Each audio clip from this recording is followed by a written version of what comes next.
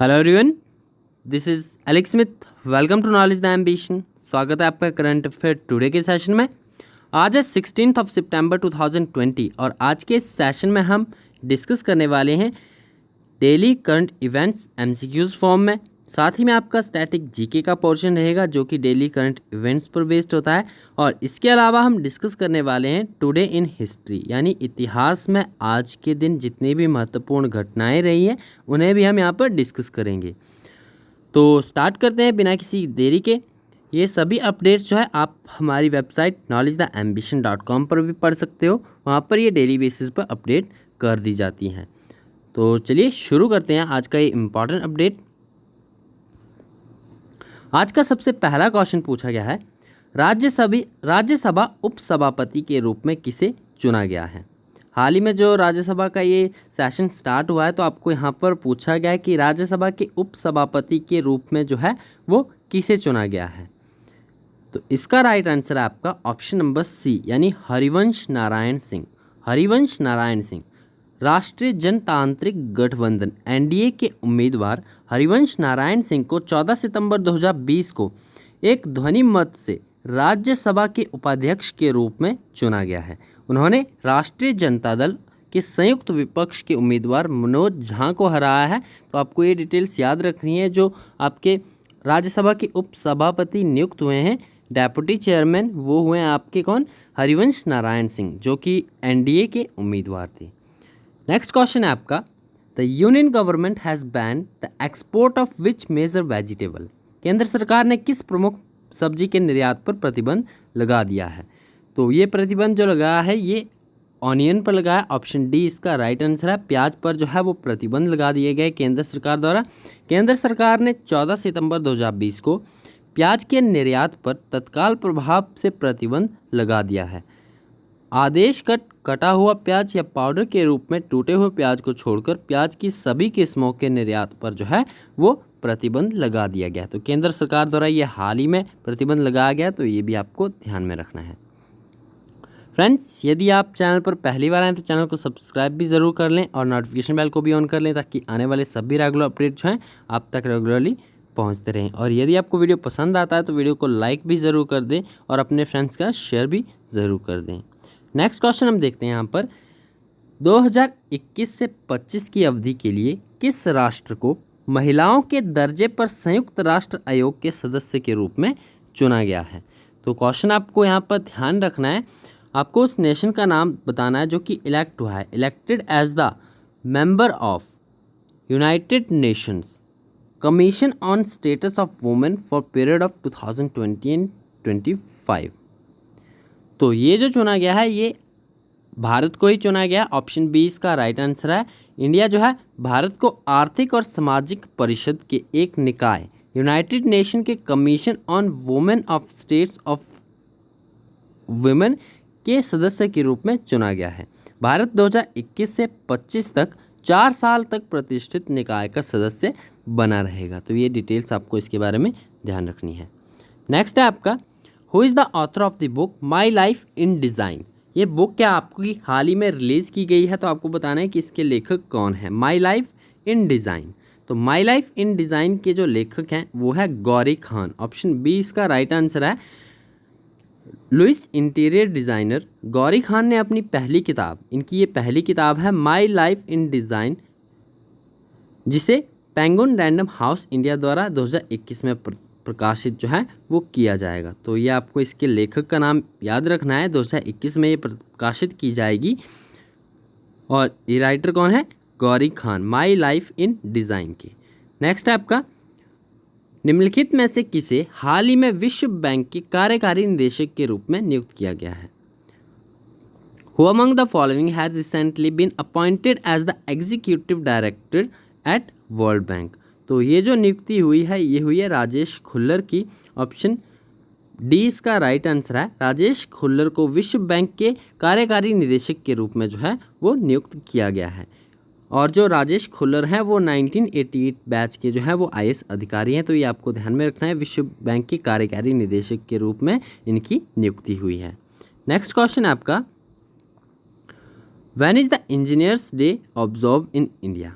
भारत में जो है वो इंजीनियर डे कब सेलिब्रेट किया जाता है?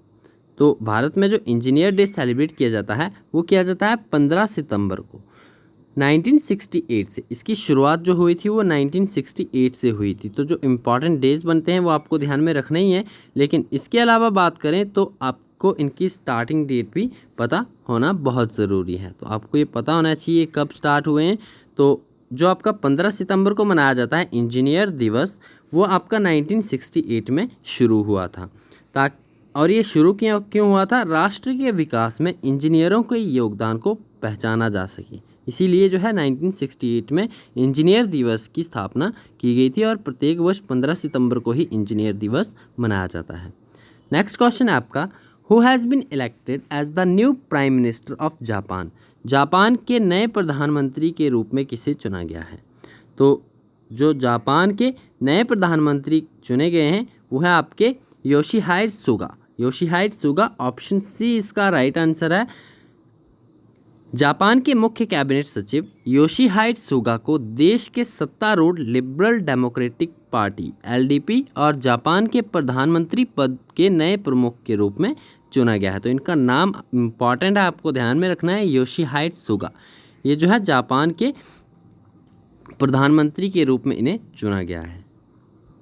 नेक्स्ट है आपका, name the winner of lifetime achievement award for the year 2020 by Euromoney awards of excellence. Euromoney awards of excellence द्वारा 2020 के लिए लाइफ टाइम अचीवमेंट अवार्ड के विजेता का नाम बताना है आपको। तो ये जो आपके नाम है इसका आदित्य पुरी, ऑप्शन डी इसका राइट आंसर है। इन्हें आदित्य पुरी को यूरोमनी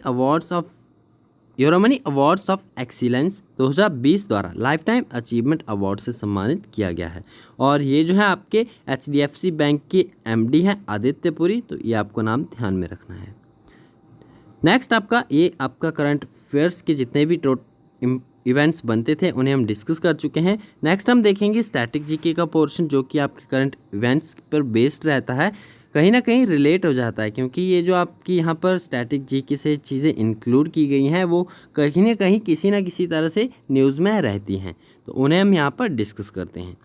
फर्स्ट क्वेश्चन है आपका, भारत में अभियंता दिवस डैश की जयंती मनाने के लिए मनाया जाता है, यानी जो इंजीनियर्स डे है, इंजीनियर्स डे ऑब्जर्व किया जाता है to mark the birth anniversary of dash.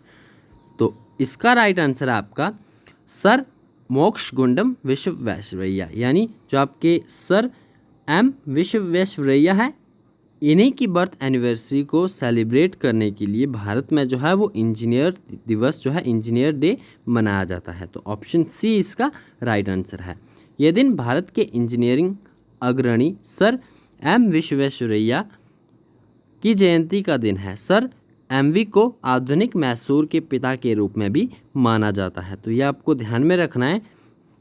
और जो आपका इंजीनियर दिवस है वो मनाया कब जाता है? ये मनाया जाता है 15 सितंबर को। और किस लिए मनाया जाता है, किसकी एनिवर्सरी को सेलिब्रेट करने के लिए? तो सर एम जो विश्वेश्वरैया है इन्हीं की बर्थ एनिवर्सरी को सेलिब्रेट करने के लिए ये दिन मनाया जाता है।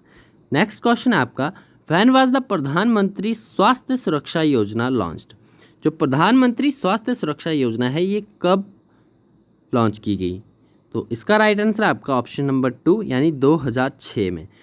प्रधानमंत्री स्वास्थ्य सुरक्षा योजना का उद्देश्य सामान्य रूप से देश के विभिन्न हिस्सों में सस्ती स्वास्थ्य सुविधाओं की उपलब्धता में असंतुलन को ठीक करना है और विशेष रूप से अल्प सेवा वाले राज्यों में गुणवत्तापूर्ण चिकित्सा शिक्षा के लिए सुविधाएं बढ़ाना है। इस योजना को जो है मार्च 2006 में मंजूरी दी गई थी। तो 2006 में ये लॉन्च की गई थी, तो आपको ये ध्यान में रखना है। नेक्स्ट क्वेश्चन है आपका, when was Hindi written in Devanagari script became the official language of India under the article 343? Article 343 का एक क्वेश्चन हम 15 सितंबर की सेशन में भी डिस्कस कर चुके हैं, तो आपको ये ध्यान में रखना है। ये जो आपकी हिंदी को अपनाया गया था अंडर द आर्टिकल 343 अपनाया गया था आधिकारिक भाषा के रूप में। आपको यहाँ पर बताना है कि जो देवनागरी लिपि में लिखी गई हिंदी है उसे अनुच्छेद 343 के तहत भारत की आधिकारिक भाषा जो है वो कब बनाया गया?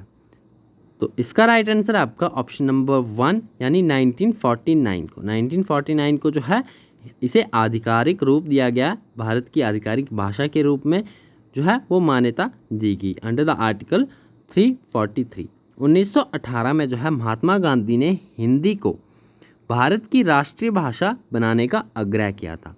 14 सितंबर 1949 को देवनागरी लिपि में लिखी गई हिंदी अनुच्छेद 343 के तहत भारत की आधिकारिक भाषा बन गई।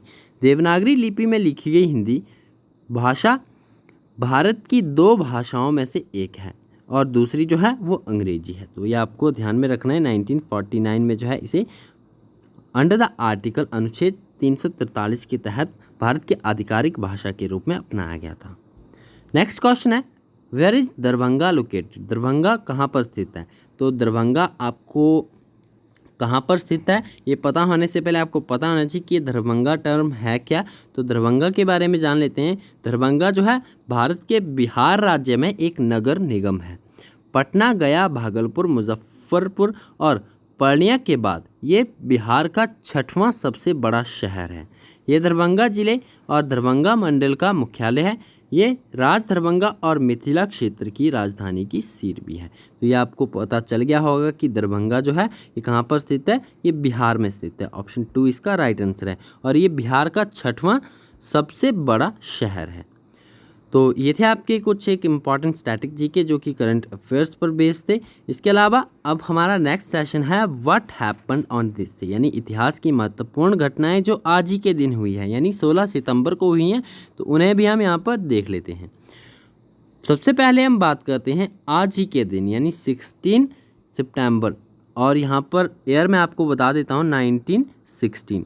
16 सितंबर 1916 को जो है प्रसिद्ध भारतीय गायिका MS सुब्बालक्ष्मी का जन्म हुआ था। तो काफ़ी फेमस ये आप भारतीय गायिका थी, तो इनके बारे में आपको पता होना चाहिए।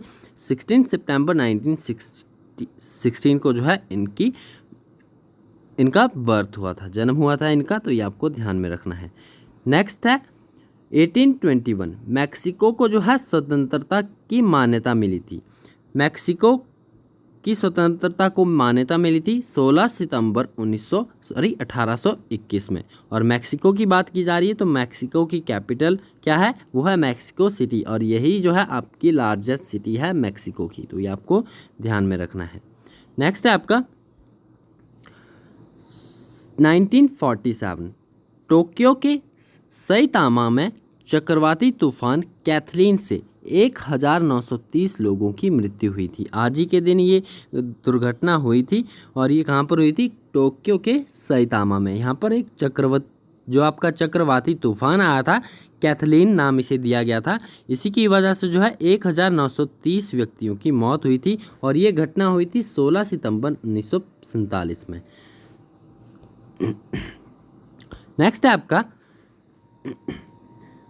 1975, पपुआ न्यू गिनी ने ऑस्ट्रेलिया से स्वतंत्रता हासिल की थी। यानी जो पपुआ न्यू गिनी है कंट्री, इससे जो है ऑस्ट्रेलिया ने स्वतंत्र कर दिया था। ये पहले ऑस्ट्रेलिया के अधीन था। तो 16 सितंबर 1975 को जो है ऑस्ट्रेलिया ने पपुआ न्यू गिनी को स्वतंत्र कर दिया गया था।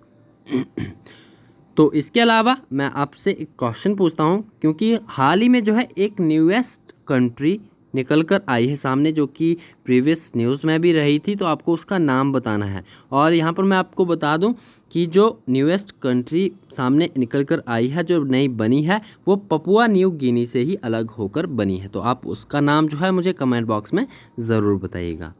नेक्स्ट है आपका